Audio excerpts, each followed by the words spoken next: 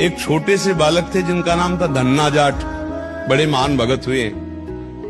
उनको परिवार की मां ले गई कथा सुनाने, तो कथा में कह रहे थे बिना भगवान का भोग लगाए जो खाता है वो पाप खाता है, भगवान की सेवा करनी चाहिए।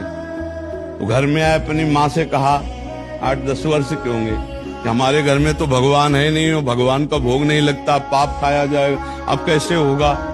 तो कथा का आखिरी दिन था, तो पंडित जी के पास गए, कहा कथा आपने सुनाया कि बिना भगवान का भोग लगाए नहीं खाना चाहिए, भगवान हमारे यहाँ तो भगवान है नहीं, तो आप भगवान दे दो। तो उन्होंने देखा कि बच्चा है, तो उन्होंने कहा देखो कथा समाप्त होगी तब भगवान दे देंगे। अब वो दूसरे दिन जब जाने लगे तो उनके पीछे चले, भगवान दे दो गुरुजी आप कह रहे थे।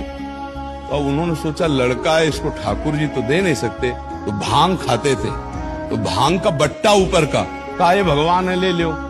पूरी कथा बड़ी, तो उनका कैसे सेवा करेंगे, तो बोले नहा के नहा देना और पवा के पा लेना, बस इतनी सेवा। ओ इतने खुशी हो, देखो विश्वास है क्या, भांग का बट्टा, इतने खुशी हो गए कि मुझे ठाकुर जी मिल गए, मुझे भगवान मिल गए।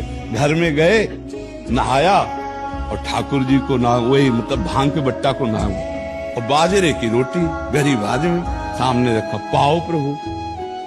वहां प्रभु कहाँ, एक दिन हो गया, तो उन्होंने सोचा हमारे पास कुछ है नहीं, लगता पंडित जी के पास खीर पुआ सब सामग्री थी तो ठाकुर जी पाते, वो बिल्कुल ठाकुर जी मान रहे। दूसरा दिन हुआ फिर वही बाजरा, तीसरा दिन हुआ फिर वही बाजरे की रोटी।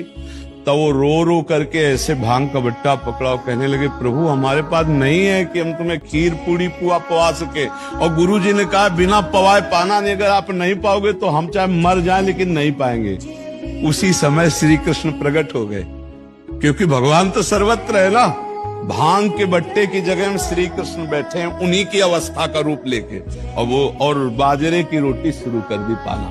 तो बोले देखो तुम कितने निर्दयी हो, 3 दिन से तो हमें भूख लगी है, और हमारे घर में ज्यादा कुछ है नहीं, 1-2 रोटी माँ बना पाते, गरीब आदमी, पूरी रोटी तुम नहीं पाओगे, आधी हमें दो आधी तुम पाओ।